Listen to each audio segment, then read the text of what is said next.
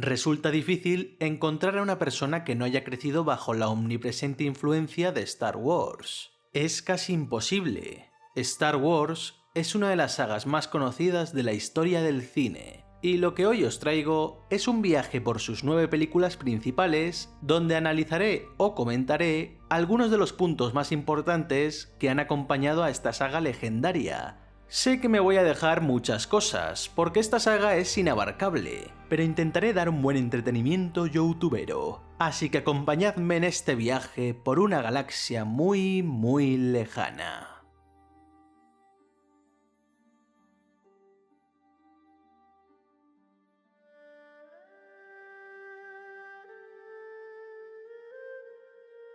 «1968. Un aprendiz de cineasta llamado George Lucas aprendía las tareas básicas del oficio. Era un alumno aplicado e imaginativo, como sabemos por los recuerdos de algunos profesores y compañeros, y como demuestran también sus primeros cortometrajes. Se convirtió en la perla de su promoción, condición que selló presentándose al Certamen Nacional de Cine Estudiantil de los Estados Unidos. Era la gran apuesta de su universidad, y ahí presentó un extraño cortometraje de ciencia ficción distópica llamado Electronic Labyrinth THX, y estaba concebido a semejanza del cine abstracto de vanguardia que se hacía en Europa por aquella época. Narraba cómo una persona intentaba escapar de una sociedad robótica y totalitaria. Para ser la filmación de un estudiante, era un trabajo bastante sorprendente por el imaginativo uso de los medios disponibles. El corto impresionó a los asistentes. Uno de ellos era otro estudiante de cine, un tal Steven Spielberg. El joven de 18 años se sintió empequeñecido al contemplar lo que otro joven aspirante director era capaz de hacer. Como era de esperar, George Lucas ganó el primer premio sin demasiada discusión, y aquellos dos jóvenes que todavía no se conocían estaban destinados a hacerse amigos. Tanto Spielberg como Francis Ford Coppola nunca han dejado de recordar los años en que el visionario George parecía el elegido de entre toda una hornada de aspirantes a cineastas.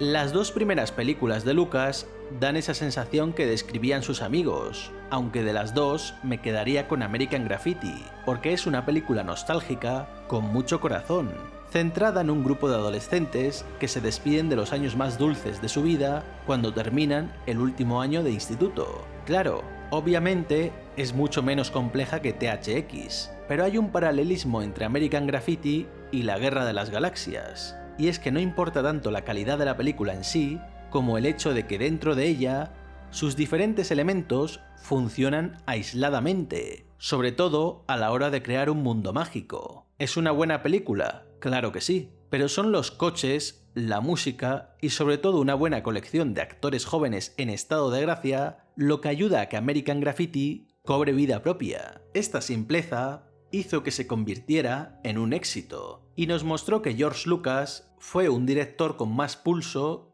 del que llegamos a recordar. No es cierto que George Lucas tuviese 9 películas en mente. Esto se ha dicho durante años para crear este aura de genio, pero hay muy poca verdad. Lucas en realidad escribió el guión durante 2 años en los que inventó un universo tampoco muy extenso, pero sí vistoso y sencillo. Se basó en los trabajos del antropólogo Joseph Campbell para crear la estructura del clásico viaje iniciático. Con esta idea en mente, había que dar forma a los personajes. El protagonista iba a ser un veterano de guerra llamado Luke Skywalker, que se ponía al frente de una misión para rescatar a su amigo Kane Starkiller. Kane tenía un hijo llamado Anakin, que luego sería entrenado por Luke, y con él debería hacer equipo para rescatar a una princesa. Poco a poco, el director puliría su historia y coquetearía con ideas que iba descartando. Al principio Luke iba a ser una guerrera para que la historia tuviera mayor presencia femenina, algo que sucedió con Rey en las secuelas de Disney.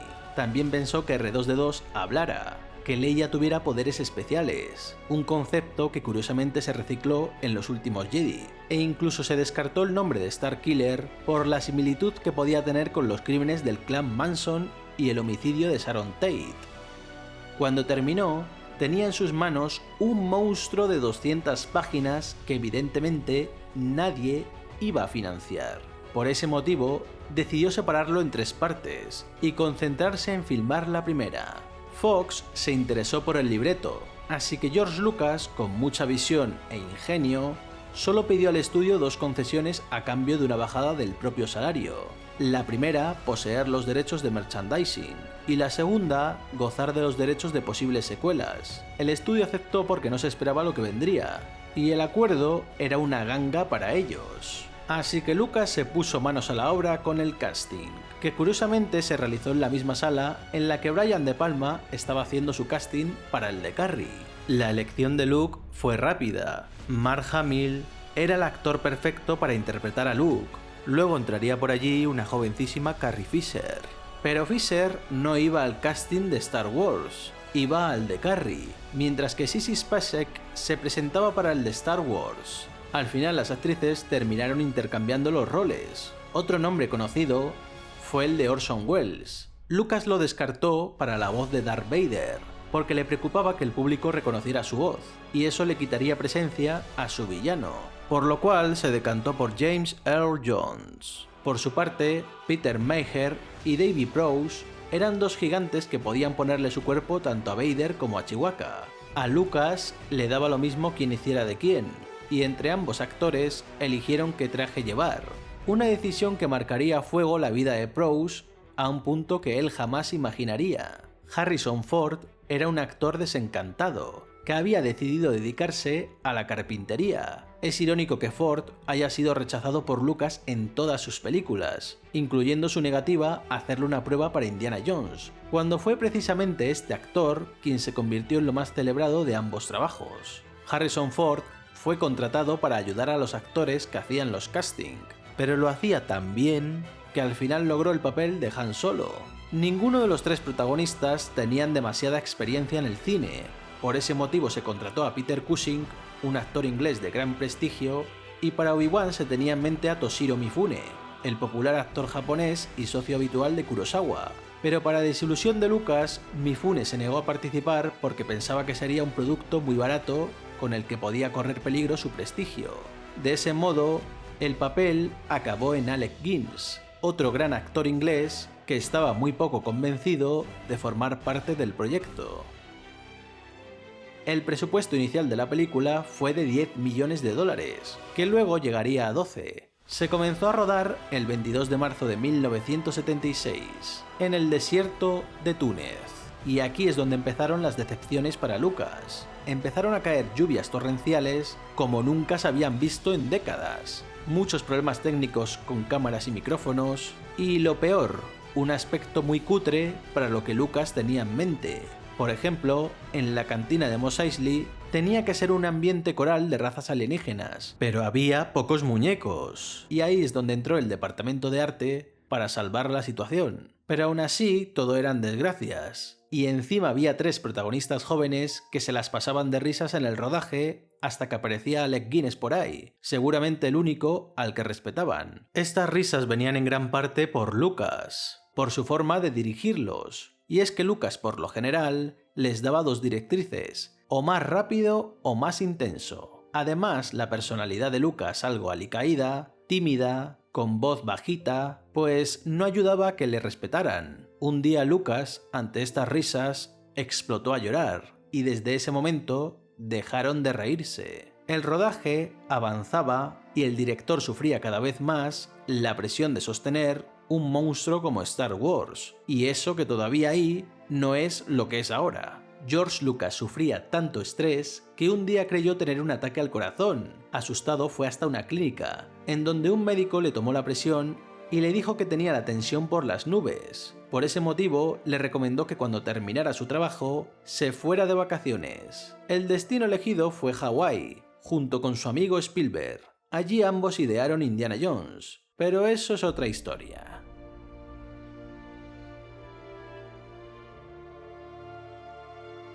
Esta es la película que lo comenzó todo. Posiblemente mi peli favorita de toda la saga por su simpleza. Tenemos un héroe, el maestro sabio del héroe, un socio canalla, la mascota del socio canalla, los 2 personajes graciosos, la princesa, el malo y el castillo.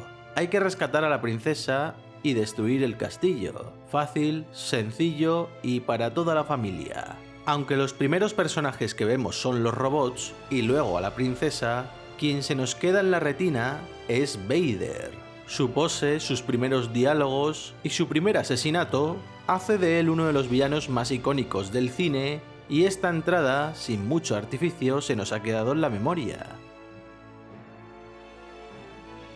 Otro punto interesante y novedoso es que la película tarda unos 15 minutos en presentar a Luke, el protagonista. En ese cuarto de hora tendremos una gran parte protagonizada por dos robots. Esto, ahora que ya lo sabemos, pues no es novedoso, pero tú ponte en la situación de alguien que se metiera en el cine en 1977 sin saber absolutamente nada. Seguramente sería una experiencia para recordar. Con R2D2 notamos cierta humanidad y somos capaces de entender cuando tiene miedo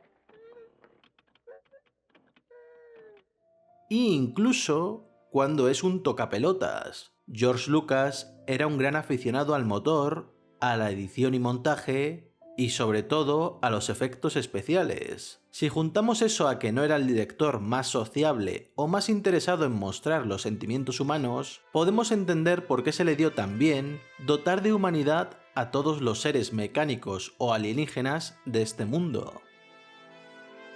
La figura del Jedi es interesante, y su explicación de la fuerza tiene un toque algo hippie, muy cercano a la mente liberal que tenía George Lucas. Y es que el universo esté formado por campos de energía místicos, del cual todos estamos conectados, no sonaba ni absurdo ni forzado. Otra cosa destacable es que se nota que Lucas quiere contar una historia sin ningún tipo de censura infantil, como sí tendrá en las precuelas. Aquí hay sangre, aquí se ven los cadáveres quemados de los tíos de Luke, y eso que Una Nueva Esperanza se considera una película light. La película está llena de escenas icónicas, como la cantina llena de alienígenas raros con un tema súper pegadizo, el enfrentamiento entre Obi-Wan y Darth Vader, un poco de geriátrico, la verdad, pero buscando más la tensión de un duelo de samuráis que un duelo espectacular, y la destrucción de la Estrella de la Muerte, hacen de Una Nueva Esperanza no solo una de las mejores películas de la saga, sino una de las mejores de la historia. Y es que todo en la película funciona a la perfección. Los actores, los efectos especiales, la fotografía. Mucha gente se dejó la piel en aquel rodaje, y el resultado así lo manifiesta. Cuando se acabó el rodaje, vino otra cosa difícil: vender la película. Y es que a los dueños de las salas les pareció tan rara que decidieron no proyectarla. Solo la insistencia del estudio y una cláusula en el contrato de otra película hicieron posible su estreno. El estreno fue en mayo de 1977 y fue un bombazo de proporciones bíblicas que dejó a Lucas incapaz de acudir al estreno debido a las calles cortadas y a la marea de gente que quería ver Star Wars. Gracias a Una Nueva Esperanza, el espectador medio abandonó el interés por la temática social y abrazó la fantasía heroica. Las colas se amontonaban para ver algo nuevo y diferente, algo fantasioso que hiciera volar la imaginación y olvidar la realidad. George Lucas había cambiado las reglas del juego, tanto para bien como para mal.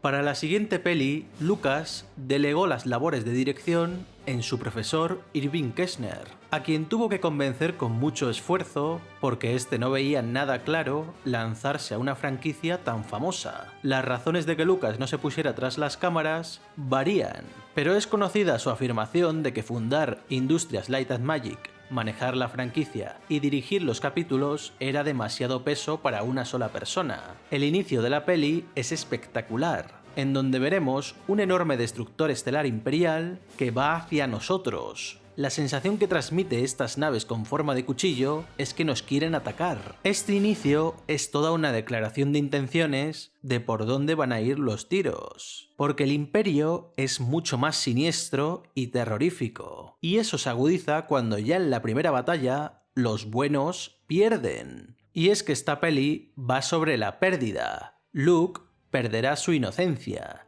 Leia y Han se separarán por culpa del Imperio, y los rebeldes estarán dispersos mientras que el Imperio irá ganando poder. Y aunque a mí no me guste demasiado por esa parte intermedia debido al ritmo de la cinta, que me parece bastante lento, hay que reconocer que tiene cosas muy buenas. Por ejemplo, la evolución de Luke, el héroe ingenuo cuyo camino se va oscureciendo. Una historia de amor con dos intérpretes en estado de gracia y exhumando carisma, y un villano al que se le da matices. Yoda es una de las mejores marionetas que jamás se han hecho para una película. Su aparición como un loco ermitaño que desespera a Luke es genial. Es un personaje juguetón, caprichoso y charlatán. Su expresividad es impresionante, con unos ojos que son capaces de transmitir emociones. Es simplemente sorprendente cómo de fluidos son sus movimientos. Sus escenas son lo mejor de la cinta. Yoda es la demostración que los efectos prácticos siempre tienen un toque de realismo que el ordenador, aun a día de hoy, no llega a alcanzar. Yoda ayuda a explorar esa religión Jedi que solo se nos había insinuado anteriormente. La escena de la cueva, con la aparición siniestra de Vader, es como una lucha contra la imagen de uno mismo. Una imagen que es realizada a través del vínculo emocional. Esa imagen puede no ser real, pero sí que afecta al protagonista, pues Darth Vader es en efecto Luke. De algún modo, él es producto de aquel, o mejor, producto de aquello.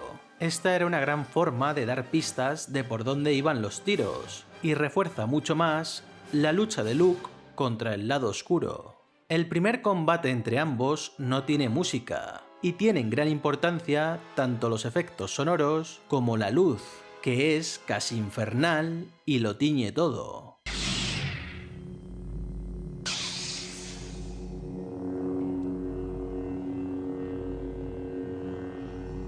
Es curioso que David Prowse fuese incapaz de realizar algunas de las coreografías, por lo que es Bob Anderson, el célebre maestro de esgrima, quien lleva el traje de Darth Vader en gran parte de estas escenas. El combate entre Luke y Darth Vader era mucho más moderno, ágil y violento que el de la anterior película. No es de los mejores de la saga, pero podría estar top 5 fácil. En el momento final del combate llega la gran revelación. Yo soy tu padre. Y ahí Lucas lo vuelve a hacer, porque esto se convierte en uno de los giros de guión más famosos de la historia del cine. Tras la frase, averiguamos por qué Obi-Wan y Yoda se mostraban preocupados por el encuentro entre Luke y Vader. No era porque Vader hubiera matado a su padre, eso habría sido lo fácil. Era por ser su padre. Por tanto, es una tentación mucho mayor caer en el lado oscuro. El Imperio Contraataca es una película innovadora en el sentido de parecer un capítulo de una serie con cliffhanger final que una peli autoconclusiva, que es a lo que se estaba acostumbrado. Estamos ante otro acto valiente de Lucas, ya que lo fácil hubiese sido hacer una película con un final feliz y con los mismos temas de la primera. Pero Lucas aprovechó el tener la película más taquillera de la historia en ese momento para pedir un préstamo al banco, y que utilizó para financiar el presupuesto inicial del Imperio Contraataca. Con ello Lucas tenía todo el poder de decisión para el arriesgado rumbo que tomarían sus personajes, y el resultado fue incontestable, y le convirtió en el hombre más poderoso de Hollywood.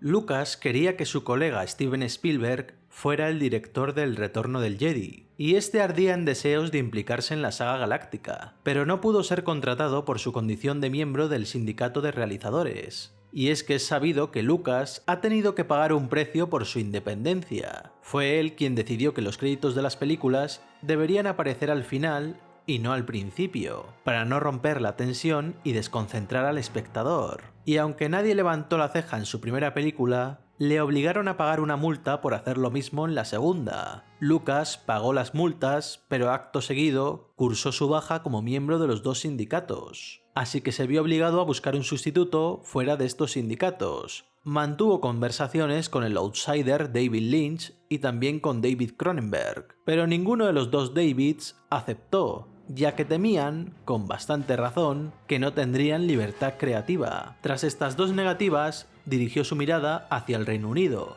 y contactó con Richard Marquand, un realizador galés cuyo trabajo en el thriller de suspense El ojo de la aguja había convencido plenamente a Lucas. La relación entre ambos fue muy poco cercana. Lucas ejercía una supervisión constante, ya que creía que Richard no tenía suficiente experiencia en una filmación tan complicada y con tantos efectos especiales. El resultado fue que Lucas acabó dirigiendo la segunda unidad y coordinó gran parte de las secuencias más complicadas. Ya en la sala de montaje, el papel del director fue nulo. George Lucas también fue muy frío con David Prowse. Las razones vienen por una entrevista que dio poco después del rodaje de la primera película, donde Prowse comentó que sería una buena idea que Darth Vader fuera el padre de Luke Skywalker. Está claro que lo único que hizo David Prowse fue vaticinar algo que acabó por hacerse realidad, pero Lucas no se lo tomó nada bien. Aún así, el rodaje del Imperio Contraataca fue bien, hasta la pelea final, donde, como ya hemos comentado, Bob Anderson fue el que interpretó a Darth Vader y esto supuso una revelación para Lucas. Bob sería Vader casi enteramente en la siguiente peli. Prowse se sentaba durante largas horas esperando rodar algo, y yo supongo que Lucas no lo podía despedir por tener algún tipo de contrato vinculante de 3 películas. Así que David tuvo que soportar cómo le ignoraba el director, seguramente por órdenes de Lucas. Al menos consiguió hacer la escena de la muerte de Palpatine. David Prowse fue ignorado hasta el día de su muerte y nunca fue invitado a ningún evento oficial de la saga, algo que demuestra un lado oscuro y resentido de Lucas. Harrison Ford se mostraba reacio a regresar, y más teniendo en cuenta que acababa de conseguir un éxito en solitario gracias a la increíble En busca del arca perdida, y había sufrido lo indecible en Blade Runner. Ford creía que a lo que la saga le hacía falta era una muerte de alguno de los protagonistas, porque no había sensación de peligro si todo parecía demasiado fácil, y nadie mejor para morir que Han Solo, ya que según él no tenía familia ni nada a lo que agarrarse. Lucas se negó en rotundo, alegando que un personaje muerto no vendería juguetes. Carrie Fisher tampoco estaba en su mejor momento, ya que su adicción a las drogas estaba empezando a pasarle factura mentalmente. Además, no le hizo nada de gracia el atuendo de esclava de Leia. Y en cuanto a Mark Hamill, pues estaba deseando ya finalizar y volar a otros proyectos. Ya sabéis cómo son los actores y actrices de estas franquicias. Al principio están felices porque están en una franquicia, luego maduran con ella y luego, cuando tienen toda la fama que han acumulado gracias a ella, quieren huir despavoridos cuanto antes. La película tiene una factura técnica buenísima, pero vuelve al mismo conflicto de Una estrella de la muerte, que en los primeros bocetos del guión era un opulento palacio imperial de Coruscant. Las razones podrían haber sido presupuestarias, pero a Lucas ya le salía el dinero por las orejas. Más bien lo que quería era acortar los tiempos de producción.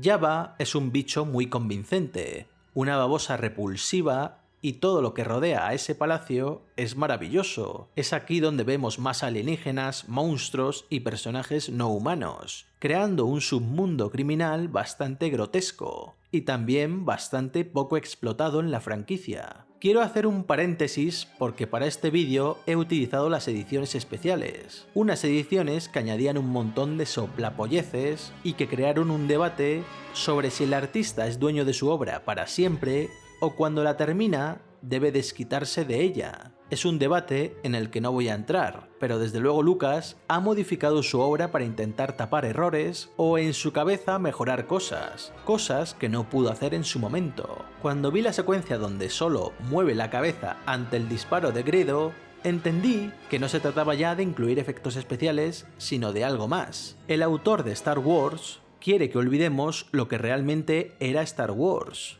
Supongo que Lucas confía en que la gente termine olvidando cómo fueron las películas originales, modificando el pasado al mejor estilo de Orwell. Y esto es ridículo porque él fue uno de los que defendió que que las películas en blanco y negro no debían ser coloreadas, porque destruían la visión y creación de algo meramente de su tiempo.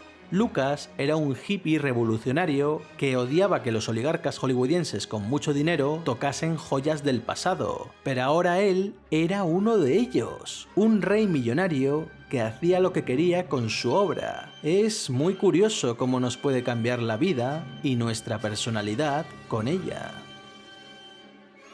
Bueno, volvamos a la peli. Tras este estúpido baile musical, que lo único que hace es molestar y distraer para que el enfrentamiento de Jabba y una de sus bailarinas quede como una anécdota pasajera, vemos a un Luke con el traje negro y matando a los cerdos estos. Luke parece estar más cerca del lado oscuro que de la luz, y es que el vestuario de Luke ha ido evolucionando hacia este lado oscuro. Primero con el blanco de la pureza por su inocencia, el gris de la segunda por las dudas que tenía el personaje y el negro del lado oscuro porque será el momento más definitorio para el personaje y en el que tendrá que elegir.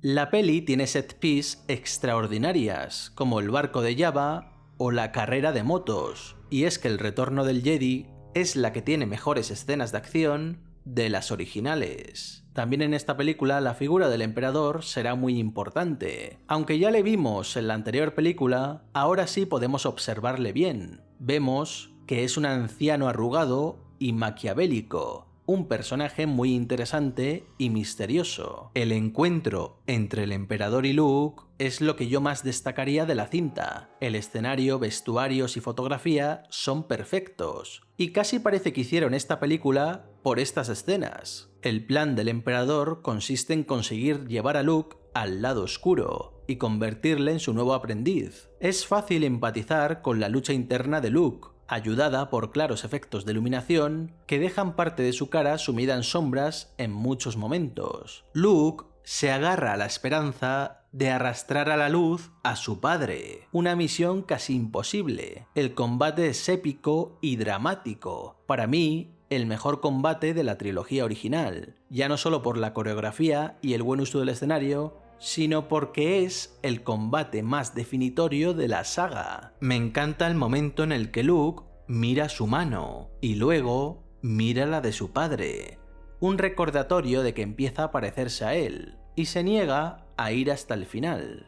Yo soy un Jedi, como mi padre antes que yo. El emperador tortura a Luke hasta casi matarlo, lo que fuerza que tras una serie de primeros planos donde casi podemos ver los pensamientos de Vader, Vader decide y lanza al emperador acabando con él. Tras quitarse el casco, podemos ver a Anakin, podemos ver al hombre que una vez fue, y al final Luke ya no ve a su padre como un héroe ni lo ve como un villano, sino como lo que es, una persona. Una persona que, al igual que cualquier otra persona, se equivocó en su día. El viaje del héroe ha finalizado, y Luke se convierte en maestro Jedi, ya no solo por sus habilidades de combate, se convierte en un maestro porque ha encontrado la paz, porque se ha entendido a sí mismo y a la vida. En definitiva, la trilogía clásica, al margen de que todo se hacía un poco a trompicones y con marcados golpes de improvisación y suerte, era mágica. Lucas juntó todos los elementos estupendamente, creando el origen del mito de Star Wars. Después de la trilogía, Lucas abrazó su lado empresario, sacó cómics, libros, videojuegos, calzoncillos. Todo lo que tuviera la marca Star Wars era vendible. Pero cuando Lucas vio lo que su propia empresa podía hacer con el T-Rex en Jurassic Park, se dijo a sí mismo que tenía que volver Star Wars a los cines.